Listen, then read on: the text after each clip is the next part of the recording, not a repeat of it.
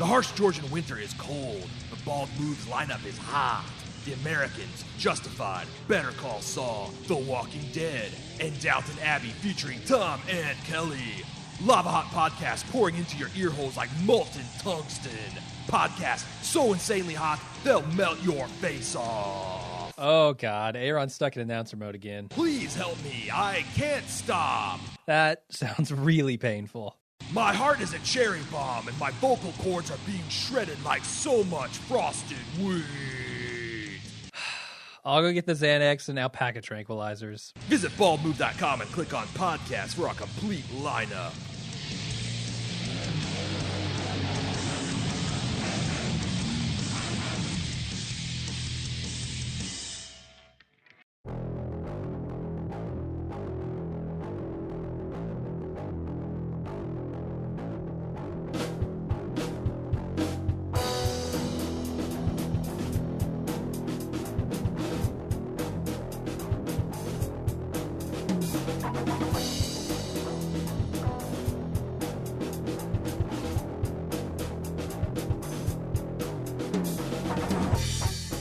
Welcome to The Watching Dead, the officially unofficial podcast for The Walking Dead on AMC. I'm Jim. And I'm Aaron. And today we're talking about Season 5, Episode 11, entitled The Distance.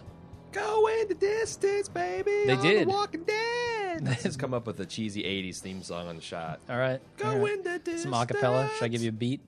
Yeah, they go the distance this episode. Yeah, they do. They do. The whole distance. We kind of talked about, how we felt about it in the instant cast. Do you want to start with some info on the episode itself? Yeah, it was directed by Larissa Kondracki, I think is how you pronounce it. Dothraki, yeah. Yep. And she has several directing credits to her name, including The Walking Dead, The Americans, Better Call Saul, Halt and Catch Fire, and Kappa. They'll Never Catch Me Alive, Kappa. And is written by one Seth Hoffman, who also has quite a few credits to his name, including multiple episodes of The Walking Dead, House, and just a shit ton of Prison Break. I think I might have talked about him before. So, and I think it reflects in the episode. As I said in the instant cast, I felt like it's a perfectly serviceable episode. It did what it needed to do, get us from a distance of, this felt like the first episode's truly moved on and turning the corner from the previous season.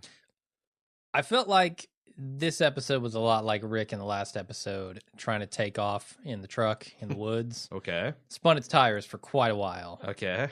And then when it finally took off... Inexplicably, too. Completely inexplicably. And when it finally took off, a bunch of torsos dropped on the hood. I don't know. That's how I felt. I felt like that's a surprisingly good analogy for the episode. I'm impressed. They really belabored the point with him not trusting Aaron. Yeah. I get why, but it took multiple times of convincing him this is the right thing to do. Well, I mean, so that seems like it's a technique to build the tension in the episode, but weirdly it didn't work. Like, I think there's ways to use that to build tension, but it just seemed like from our point of view, Aaron was totally a good guy, and every attempt that they used to cast light on that was either annoying, like applesauce, or a head scratcher, like Michonne freaking out about the 3 questions.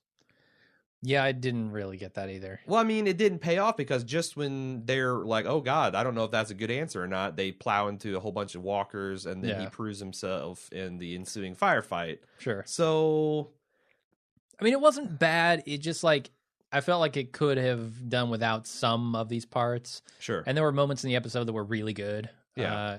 Especially as we get toward the end of it. No, it was a good episode. I don't want people to think that I hate this episode. No, it was better than the previous one. But like many episodes of Walking Dead, there was some I felt like missed opportunities. Now, I also think that there was a couple things I didn't understand in the instant cast that actually were relatively straightforward after I watched it at the time, and I kind of feel dumb, and I'll give credit where it's due. Well, we did a live watch. We missed a lot of stuff, just making jokes and things like that. Sure.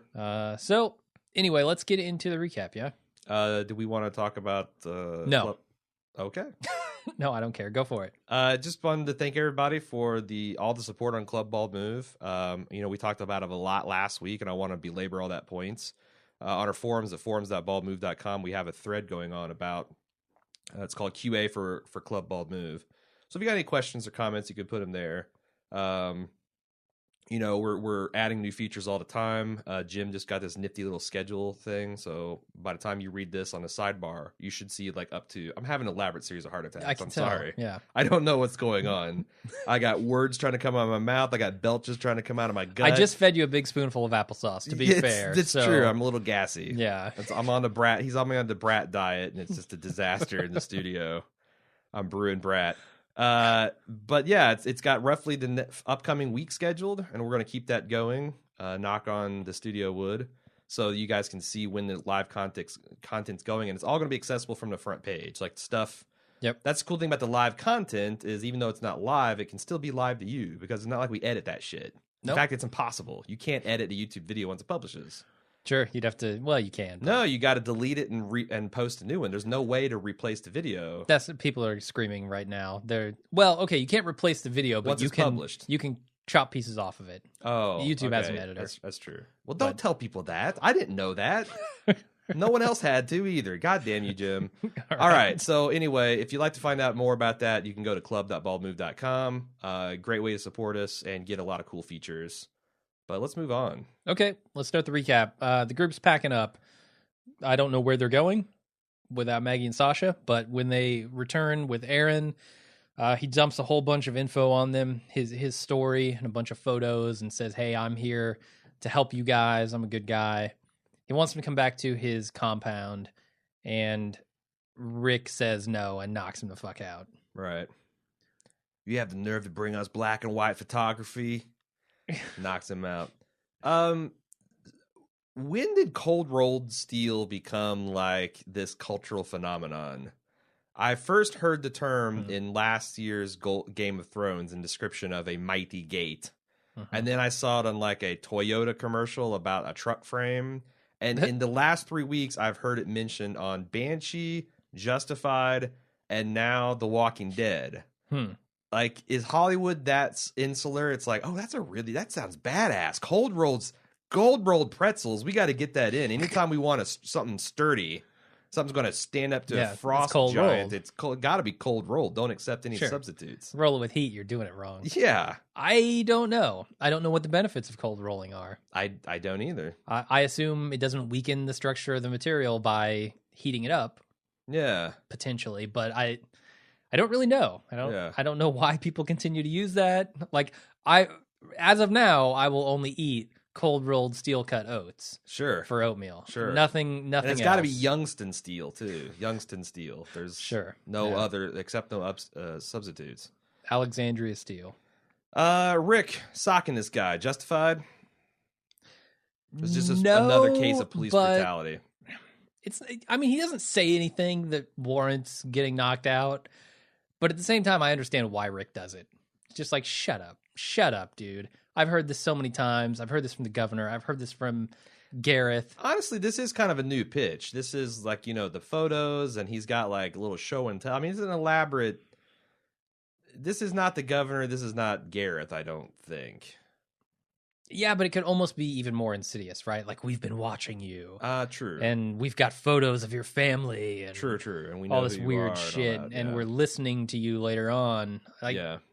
Yeah, I think it's not unwarranted. Mm-hmm. Did you think it's interesting moving into the next scene if you're ready to do No, that? I'm not. I'm not. I want to talk about the very opening scene where everybody is just sitting. Mm-hmm. Like, just sitting in silence. And that is kind of what they do now, right? Like, nobody talks. Nobody has... Doodlebug's gone. Nobody's sitting around the fire singing or laughing. This is just a somber, solemn group now.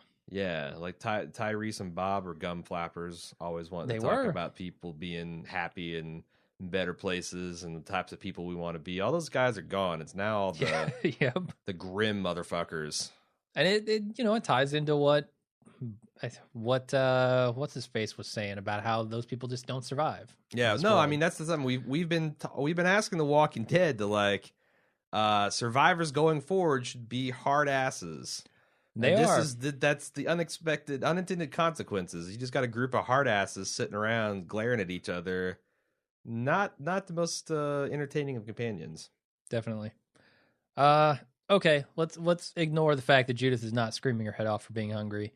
She's too weak. Move on to the next scene. Aaron wakes up from the knockout punch. He tries to convince Rick to believe him with some honesty. He tells him, look, there's one other guy out there. I know that's not going to convince you, but he's got a vehicle big enough for all of us.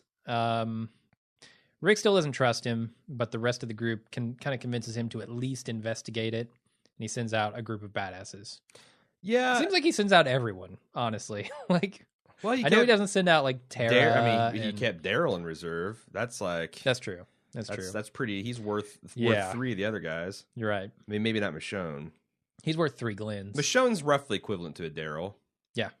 Especially if you're talking like melee versus ranged attack. But although she doesn't carry a gun, later on they're like, that's what I'm nobody's gonna mess with us and our guns. Michonne's over there like, what about me? I've got a sword. Yeah.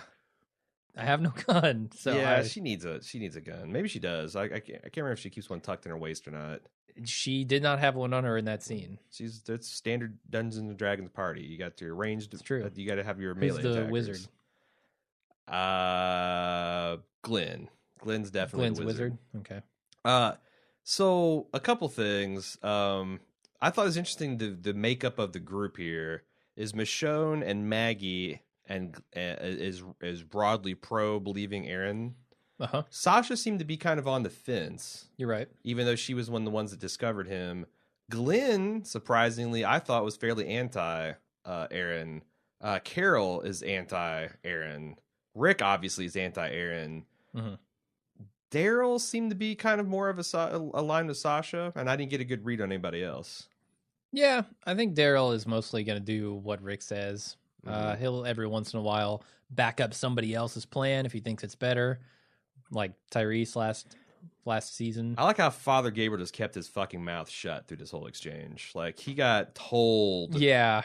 He got cold told. He got cold told steel by Maggie last episode. He did. I would think that the miracle would just make him intolerable. You'd think, yeah. Like, I was kinda... Jesus is going to see us through. He sent Aaron as a sign. Yeah. Let's go follow him. And just... We already have Moses in our group. Now here's Aaron. We just got delivered by a whirlwind. Come on. Have you people read the Bible? Well, there are no black people in the Bible, so... Don't think that's true. There's the Ethiopian eunuch. Oh, yeah, he's a major player. He is, totally, man. Totally. He's one of the first Gentiles that got converted. All right. And not by having his balls chopped off. That's not the conversion I'm talking about. Hey, speaking of nothing that I've been speaking of before, I'm not sure I agree with Aaron's psychology. The whole, like, you've got a paranoid group of hardcore survivors, which I assume you've dealt with before. Is it, in his experience, the best way to deal with these paranoid people to basically tease them like, I could be lying to you. Everything I could say could be a lie. There's no reason you could believe me, and there's nothing I could say that could possibly bridge this gulf of trust. Yuck, yuck. I mean, come on, dude. Why is he getting so fucking cute? Does it really matter? I don't know. I mean, I could have one guy out there 100. He's trying to say that he understands their attitude. And I don't fault him too much for that. I think... Is that something you say to an unstable paranoid person? No, probably not. Like, if someone's got PTSD, do you support them by sneaking up behind them and, like, saying, bang, screaming bang or boo or whatever? Like, you try to make them as comfortable as possible. Yeah, I don't know. Rick doesn't strike me as a guy who is on the edge, though. Yeah, on the brink of losing it at any time. Aaron just seems like he is a little bit more defiant and mouthy than I would expect a man. Yeah, his karaoke night comment when he walks in. Come on. Well, that was fine because he hadn't got socked in the mouth yet. But as soon as they sock him and handcuff him and tie him to a pole, it's like, maybe you should just do what the crazy bearded guy says. Yeah. Maybe. Sure. It worked out for Saul. Anyway, yeah, imagine if you pulled that shit with Tuco. Done. You're done, son. Yep. That's not giving respect. No, not at all. They're walking down the road, the group that Rick sent out, which is Abraham, Glenn, Rosita, Michonne, and Maggie. The Fab Five. Is that all of them? Yep. The Fab Five is like to call them. Yeah, he's picking his like all-star VIP team here. Or I guess maybe the dunces of the group to send them off to I think you got a foolhardy mission. Yeah, you got Abraham and Michonne for sure. Glenn and Maggie, okay. Rosita, she hasn't shown me anything yet. Not really, no. Other than like 90% of her flesh, which kind of impractical in the zombie apocalypse, but whatever. Sure. They're talking about whether this might be a trap, and some guy we see is watching them from the field, who obviously must be the guy that Aaron is talking about. Mm-hmm. Then we go back to Aaron and Rick. Aaron's trying to convince Rick to feed Judah some applesauce, but instead Rick makes him eat it.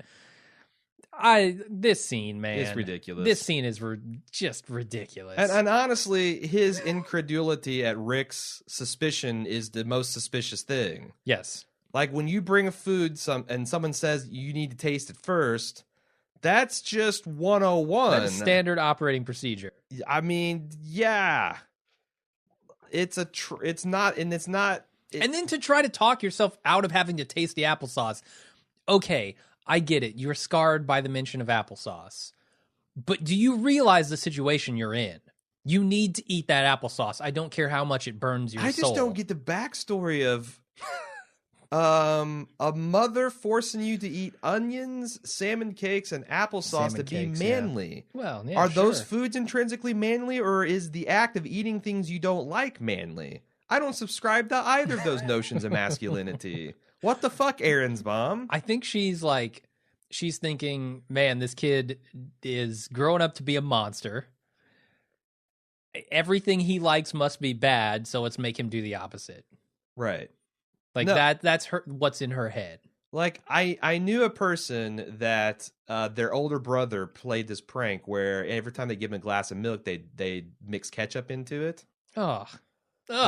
So like and so you drink it and the ketchup's sitting at the bottom, and when you go to the last dregs, it all slide in your mouth. And like to this day, like ketchup would make them gag.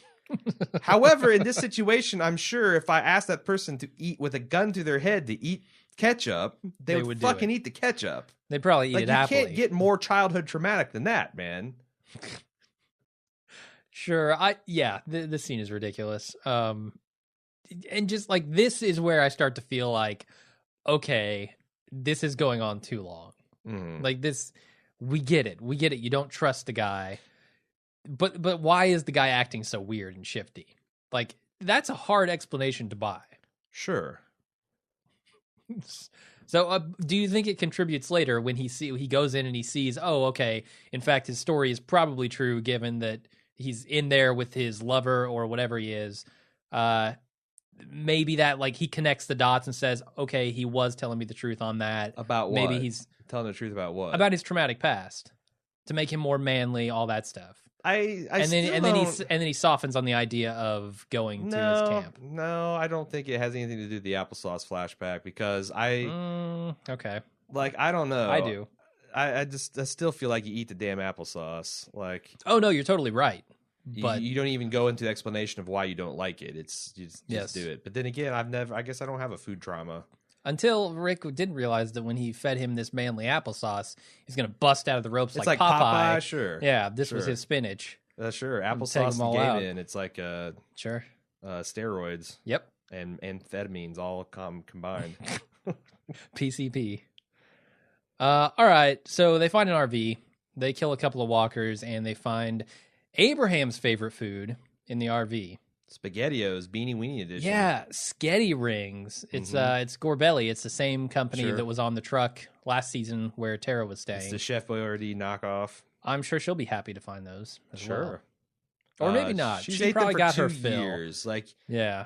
If you tied up Tara to beefaroni to a barn pole and made her eat beefaroni, maybe she's like, nah, I can't do it. But just because she's 2 years of eating that and the beefaroni shits, that's not that's traumatizing. Sure, especially when there's no plumbing. Can I ask you a question? Yeah. First of all, we skipped kind of an interesting action sequence in which Abraham went to do some kung fu move on a zombie, and peeled its arm clean off. Why is he doing kung fu? They're getting a little too cute, right? Why is he doing jujitsu on a zombie? I think like the bridge opened his eyes to the possibility of zombie foo. And now it's like that's he's got a new tool and he's got a new hammer and the whole world looks like a nail. It's like he's just going to be doing that shit. He's going to tie the bandana with the rising sun around his head and stand in crane position. It's just all crane kicks and gi throws from here to the end of time. Wouldn't that be great to see Abraham go like full on Karate Kid? Sure. Although I see him in a Cobra Kai uniform. Yes. Yeah, definitely. Can we talk about Rex? The dog. What I assume is their dog. Why do you assume Rex is a dog? Because his name is Rex? I don't know. I have an Uncle Rex. He is not a dog. You have an Uncle Rex? I do. I just assume Rex is a dog's name. Well, there you go. Maybe everyone I don't know why. Rex is a dog. But the way he talked about it, like, I felt like we were supposed to know who Rex was.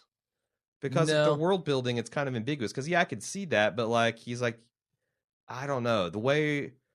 How would a dog eat cans of beefaroni? Like, Who's eating... Okay, what man is eating 4 cans of beefaroni to start with? Well, but here's the thing.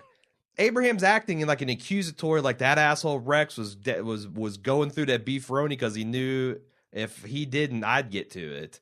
But dogs can't open cans. No, that's not what he says. What did he say? He said that he tried to eat 4 cans of beefaroni, and if he had, he would have gotten to him.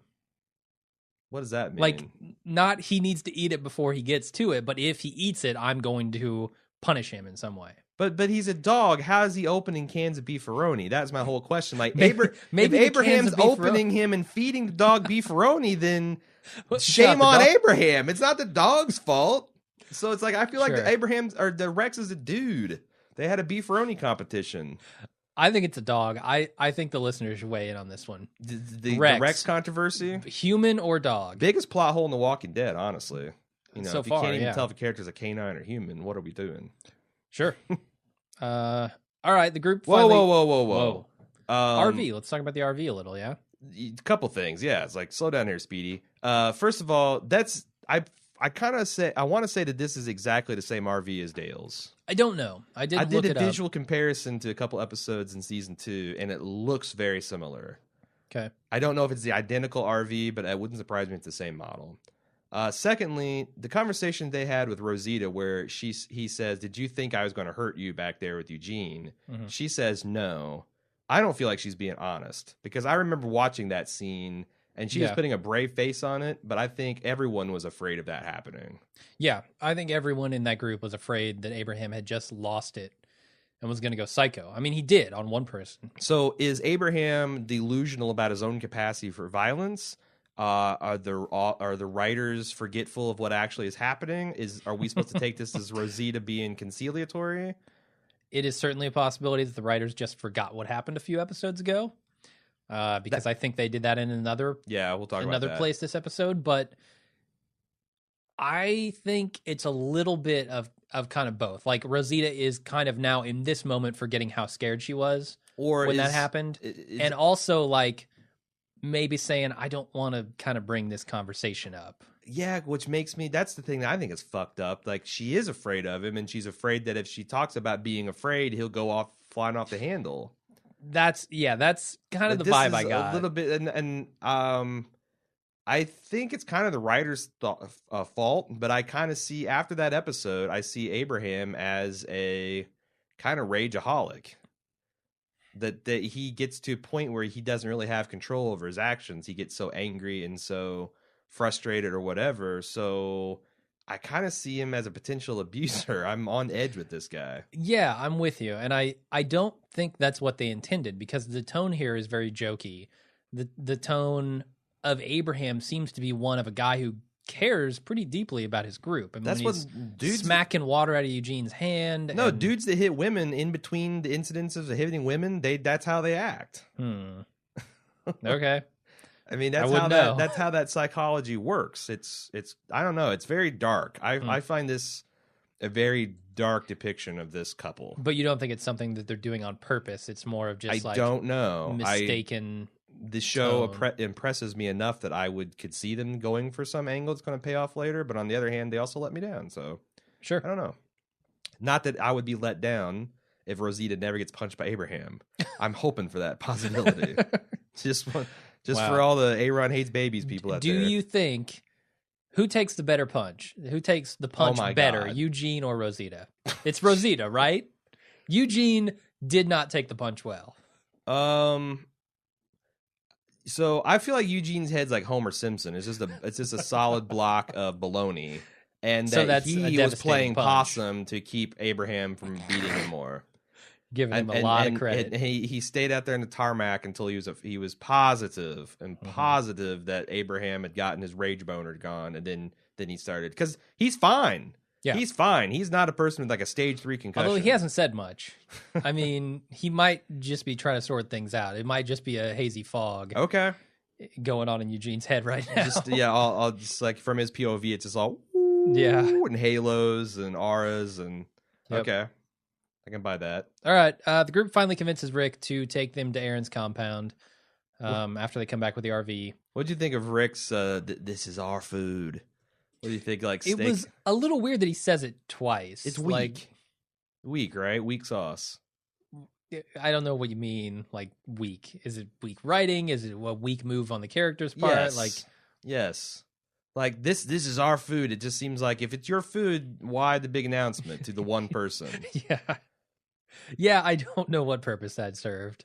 It's just showing. I guess.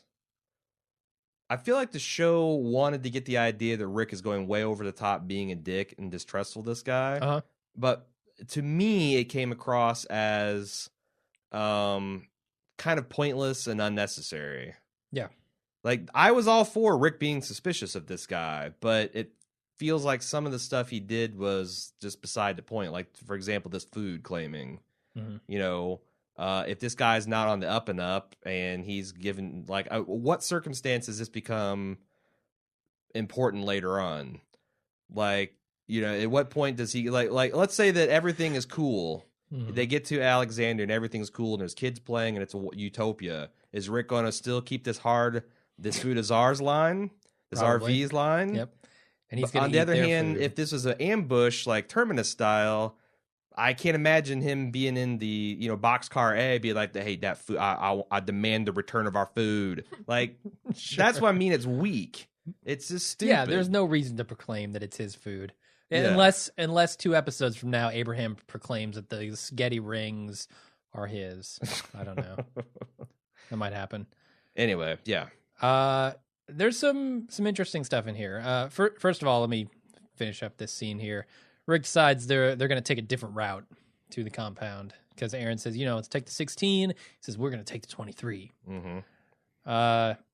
He also tells Michonne that he's not sure he'll go inside or what could make him go inside, but he'll see. When And they get Aaron there. doesn't think that's a great idea because they've taken great pains to clear Route 16. Yeah. Route 23 could be some shithole. Who knows? Sure. It could be obstructed. Can't even get through. Yeah. I think that's fair. Yeah.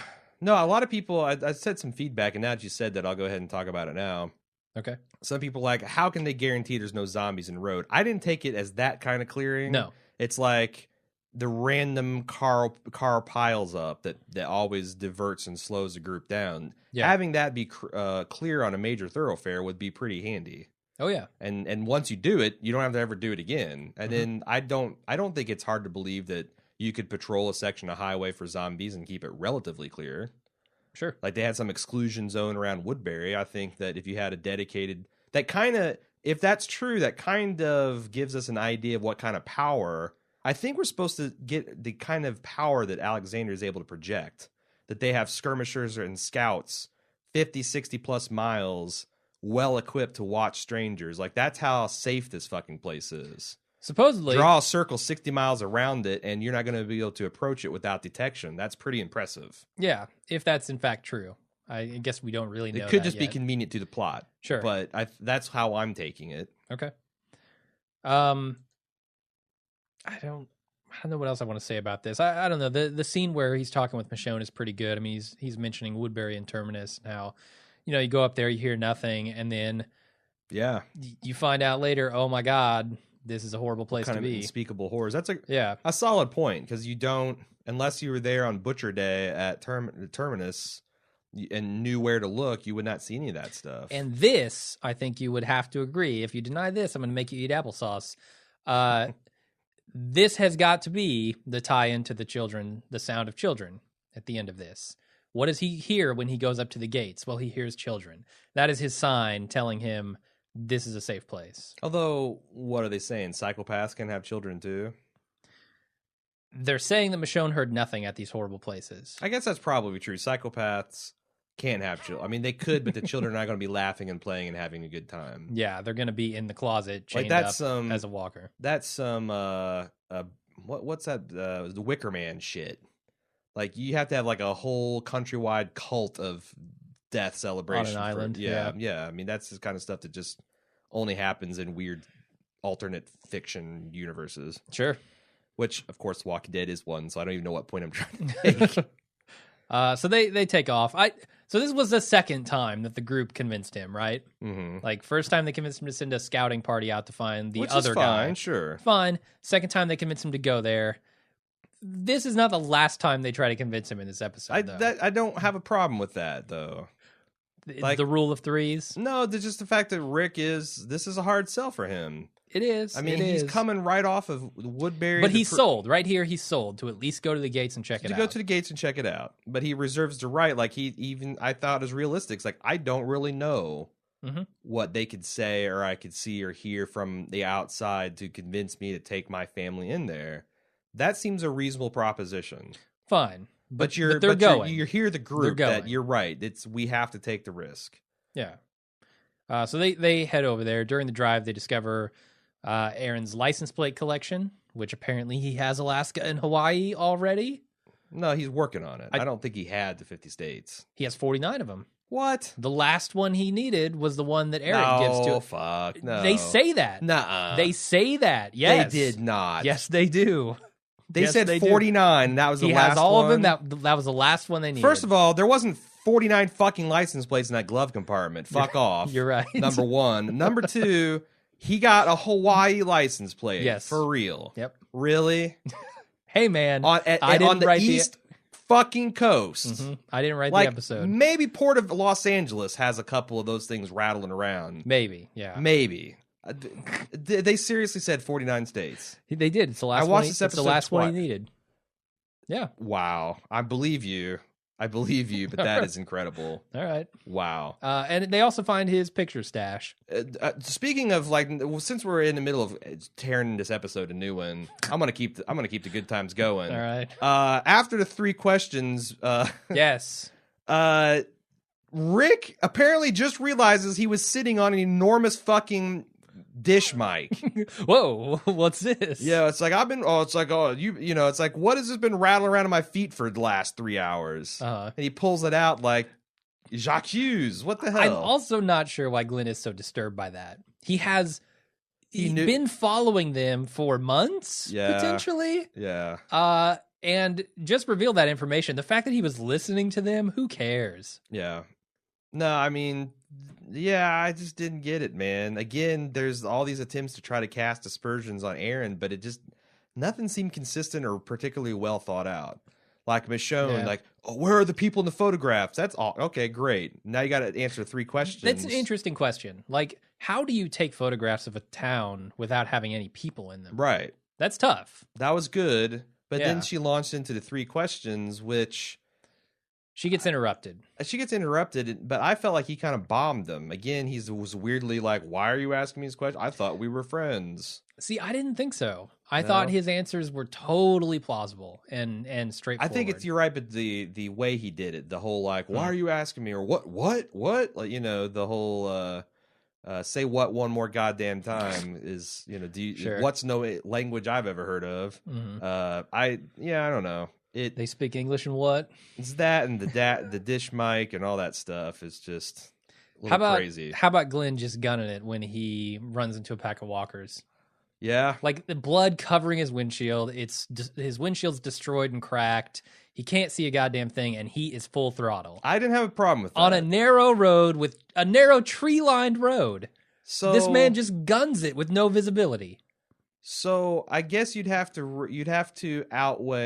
weigh whether it's wise to stop in the middle of a herd of walkers in a car versus so you got almost a certain risk of death, it seems to me there, or plowing forward if he knew that road was straight, just going ahead and plowed forward until you get out of that herd. Close your eyes. It seems like the best. And try and drive in a straight line. I know it's hard. Mythbusters did it. It's fucking impossible. Sure. Yeah, you're right. without a lot of practice.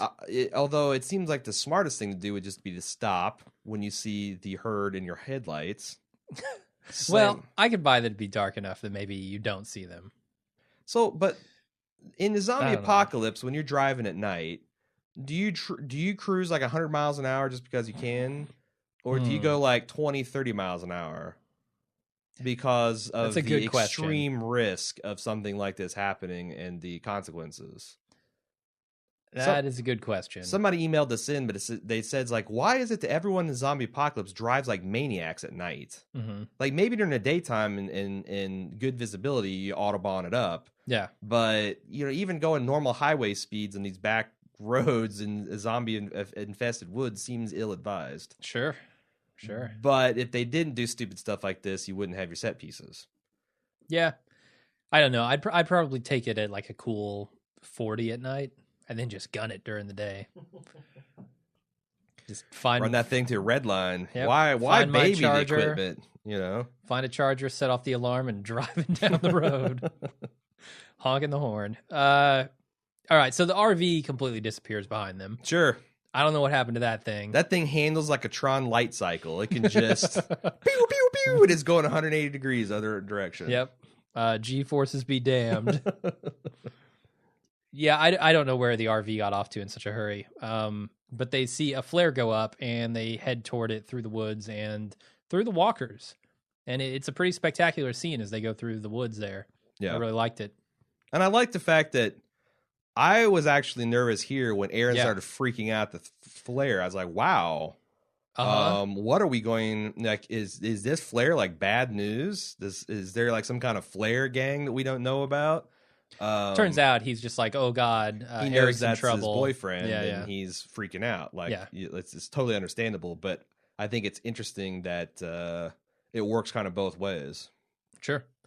Zombie kill of the week goes to Rick with the flare gun. Yeah. That's a hell of a kill. Yeah. It's not completely original, and it would have been way more awesome had I not seen it before in Survival of the Dead. But just before the last season of Watching Dead, because we did do those, and it just by random luck I drew doing the Survival of the Dead with you. But yeah, it would have been a million times cooler had we not seen that in a Romero film before. Yeah. Although you're a zombie fan, don't you think that's kind of cooler to see Nicotero checking off totally an homage. homages? Yeah, but you like the original stuff better. Yeah, it's not as cool. It's more of just like I get it. You're a fan of zombie movies, which is cool in its own right, but not just pure like visceral. Whoa, that was awesome. Yeah. Okay. That is diminished in favor of the homage stuff. Okay. But I like seeing it anyway. Glenn has a pretty good kill when he's smashing the walker's head on the rock, but sorry. Sure. And he had a lot of good kills with the Cadillac of Doom. That thing was pretty cool. Yeah. I kind of was confused about and also simultaneously gave the group more credit than they deserve. Because I didn't understand how they all ended up in the same place. Yeah. So Rick had the flare gun. When the flare went up and the RV had done its light cycle routine and hightailed it on the other side of the road, the RV saw it and assumed it was Rick. Yep. And then they converged on that spot to come running. And Rick and company saw the flare and realized that's what the group would do. Yeah. So they're like, "Oh God, if this is a trap, then we need to, be there to save the day." So pretty slick. It's a pretty tight and efficient little plot engine that I completely missed. So yeah, no, mea culpa on that one. I like that a lot. They all end up back on Route 16, head toward the water tower where they meet up with the rest of the group. Aaron's reunited with Eric. Aaron and Eric. In a spectacular fashion that has the internet in a fucking uproar. Yeah, there's a lot of do people, not understand this. A lot of people uncomfortable with two dudes kissing. I want to replace one of their heads with Glenn, one of their heads with Maggie, and just let that scene play out. Nobody bats a fucking eye. Okay, Joker. So I get it. It's weird. Like, I feel like whenever I see two dudes kissing, it's a little weird for me. All right.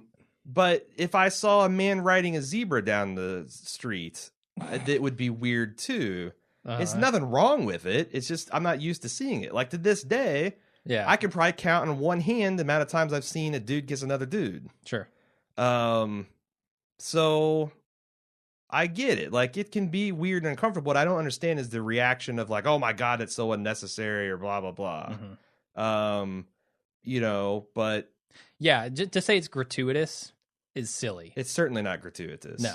Or as I said on Facebook, gratuitous. it's gratuitous in exactly the same way that Kirk and Uhura kissing on Star Trek was back in 68. Yeah. Like it says it's more of a gut check for how you feel about certain, societal values than it is anything about the creator. Sure. So I actually thought when I was first watching, I thought these characters were really sweet and they had good chemistry. They do, yeah. And I thought that that it's been a long time since we've seen like a loving couple on The Walking Dead. Like, I don't classify Glenn and Maggie's grim fandango as cute or sweet at all. I thought they were in like season 4. Like at some point in season 4. They were cute. Was the last they time... were cute in early season 3 when they were having sex up in the guard tower instead of watching over everybody in the prison and stuff like that. But I think there was some good stuff with them even once people started getting sick in the prison. Yeah, and Glenn was sick. It wasn't necessarily like super cute, but you could tell that they were a loving couple. They moved. They cared about each other. They went from cute to old married coupled really fast. They did. You're right. So prison will do that to you. I even thought they were funny with the whole. He hands him the license plate. I didn't know it was the whole 49 states. That's the last one he needed. Off. Yeah, but he's like, "Oh, you lost the license plates," and Eric's like, "I lost the whole car." I thought that was actually pretty funny too. Yeah, good stuff. Aaron promises to repay them for saving Eric and suggests that they hit the road in the morning. Rick agrees, but he wants Aaron and Eric to sleep apart. You're sleeping over there. Did you see that Rick, when he walked in really and he weird. saw them holding hands, like Rick made this face like it's Rick's you boys queer face. Oh, all right, yeah. Like he's not really. And at the end of the scene, he's like nodding his head. Okay. Okay, all right. I'm getting some signals between you guys. I can tell. I know what's going on. I know what's going on here. So he says you can't sleep together, but Aaron refuses to allow that to happen, and then Glenn goes over and convinces Rick, just come on, man. I think they've proved he just saved your life. Yeah, and like Glenn, it was pretty good. He like ran down a litany. It's like they just kind of proved themselves. They're both unarmed. One has a broken ankle. I don't know how. Sure. I don't know how he got a broken ankle. I still don't understand. He was underneath a roast bucket, and then something happened. Yep. Oh, the tornado! So the tornado threw like a lawn chair 5 miles into the atmosphere. There you go, and it just now dropped. Several miles down the road, it dropped, shattering his ankle. Damnedest thing. Yeah, it happens. And from the heavens, a mighty voice was heard. LOL. The next day, they drive to Alexandria, and Noah just completely lies about how his injury happened to Aaron. Yes. And they see the DC monuments in the distance, and then Abraham says, "We're going to make it." And the RV immediately breaks down, which is fairly comical. No. Let's talk about Noah.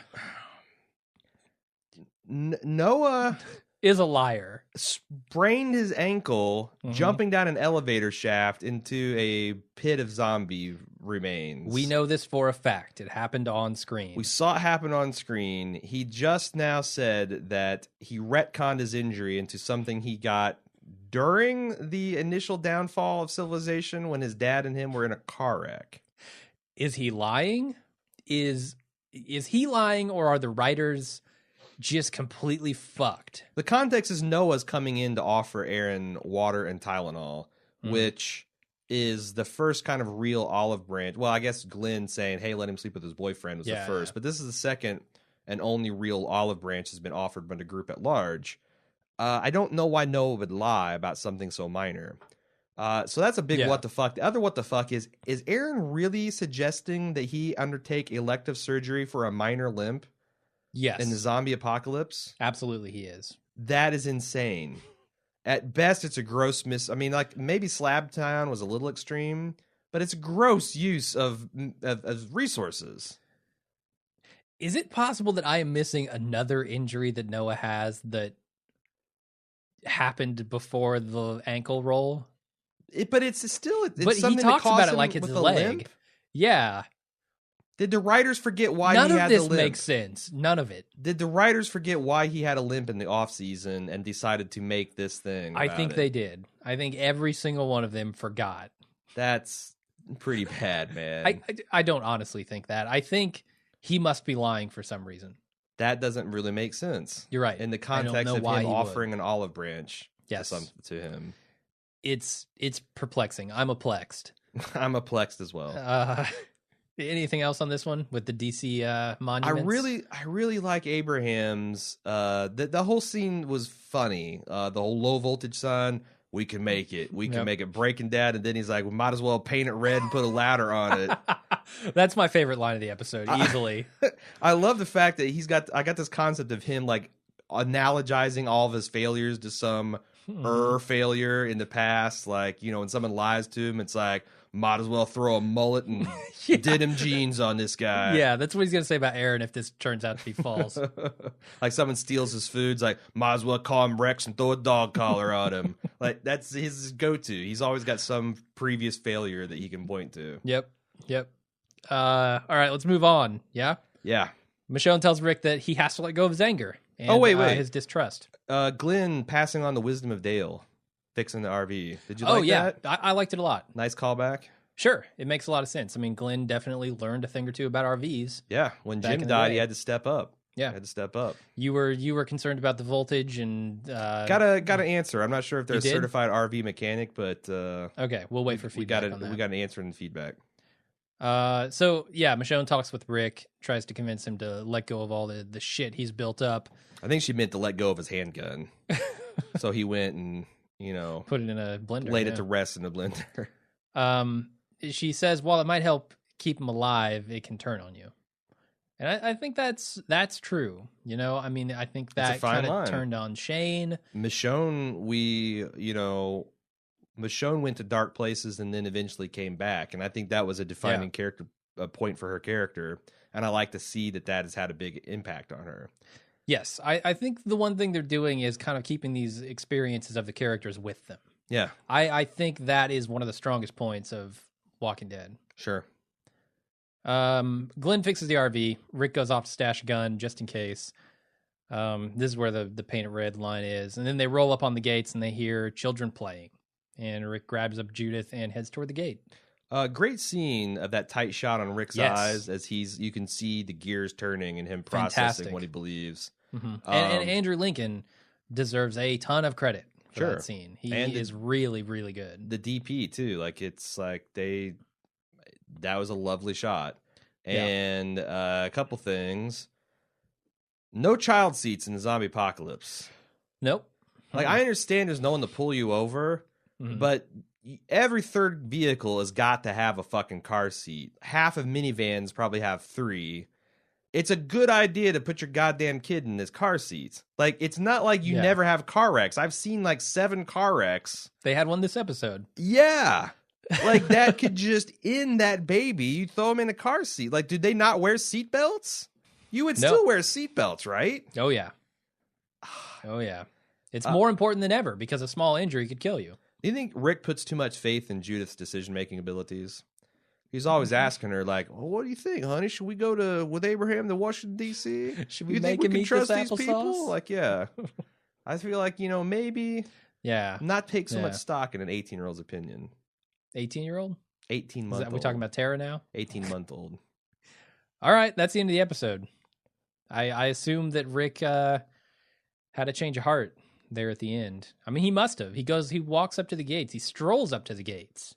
He's not even trying the Route 23 plan anymore. So where are you at with Rick or with Alexandria? Do you think, what would you say if they completely throw us a curveball and Alexandria is Woodbury 2.0? What are you talking about, throw us a curveball? I don't know anything about that. No, I'm saying, I'm gauging, because I know what happens in the comics, which means fuck all, honestly, on this show. Oh, okay. I'm saying for you, who is not familiar with the storyline, if you're a viewer, and this turns out to be Woodbury 2.0, are you pissed? Does it depend on how they handle it? Are you ready to see them have a safety? What I mean, at this point, it's Woodbury like 4.0. Okay, true. There have been a lot of Woodbury-esque things. True.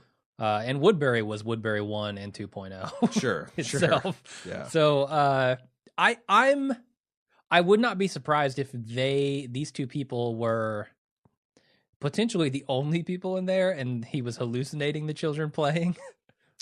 Maybe, but potentially. it would have to be a filet à deux because Michonne heard it as well. I think you're right. Yeah, she puts her hand on his arm and is like, "We're good." Maybe she's just saying that because the cold rolled steel is there, and she's like, "Yeah, that's safety."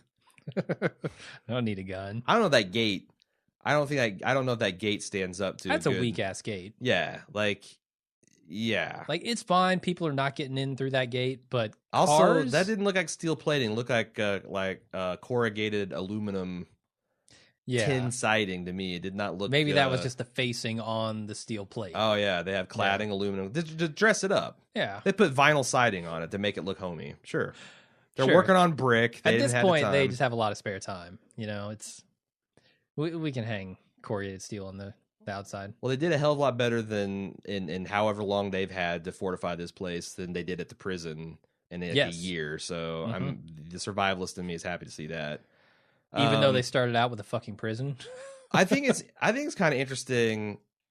That would be kind of cool if Aaron was the lone survivor. And Eric, though. Yeah. Aaron and Eric are the lone survivors, and then that doesn't work. The delusion. Like they're presiding over a ghost town. Maybe Eric's a delusion as well. Yeah. Like he walks in there, Rick walks in there. There's nobody there. No, Aaron's like kissing the air, talking to the air, and Rick's like nodding at the end. I get it now. The Walking Dead's turned into a ghost story essentially at that point. I think so. Yeah, the Sixth Sense. It turns into the episode of Star Trek where Beverly Crusher falls in love with a candle. Yeah. Only the candle is gay. All right, say it's flaming. No, I wouldn't be surprised if this turned out to be Woodbury 4.0. It wouldn't shock me that much. Would it disappoint you? No, because I don't really know what they do in a city that's safe. Like, how do these people reintegrate? I guess that's an interesting story in its own right. But what is there to do for these people in that kind of environment? So I'm worried about the safe zone aspect of this is if they go and they start exploring some like basic Star Trek tropes, like a utopian society. I know they have a harsh and compromising penal system. Sure. Oh, you touch the wet paint, you're going to be summarily executed. You know, that kind of stuff. Like, I hope they don't go there because I think there's a lot of like, what does politics look like in a commune where everyone's armed and a rugged survivalist?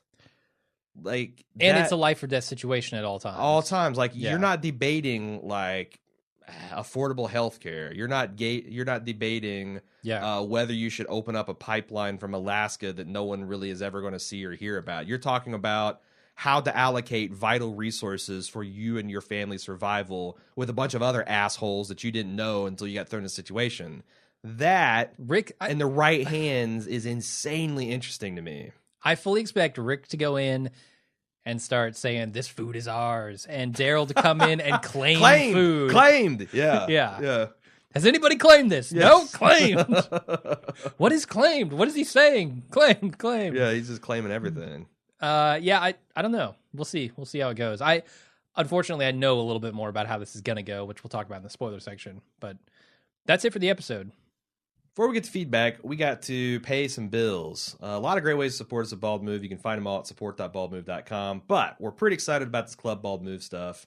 And you can get there the express route, club.baldmove.com. First of all, you can get it for as low as $1 a month. That's an unheard of value. And the stuff that we get up to, I think, is pretty entertaining. Did you enjoy the skit that we did last week? I did. I thought it was one of the funniest things we ever did. And we had a video version of that where it's like, if you remember the old Conan O'Brien, where he'd have an Arnold Schwarzenegger and they cut the lips out and someone else would do the voices. We did that with Daryl, and I thought it was funny. The funnier thing to me was we did a behind-the-scenes recording of us warming up and just kind of playing with the technology that cracked me up. That stuff we're going to be getting up to on a regular basis, and it's going to be all premium from here forward. But you can see examples of those on our website. We do Lunch with Jim and Aaron's on a weekly to semi-weekly basis. That's where me and Jim have lunch in the studio. We actually don't eat lunch because that would be too much lip smacking and drinking. You don't want that. But we turn on the cameras and we turn on the Q&A app and people interact with us. We usually have like 15 to 20 minutes of storytelling and yucks, and then we take audience feedback. We talk about television, video games. We've decorated Christmas trees, made Carved jack-o'-lanterns, pumpkins, yep.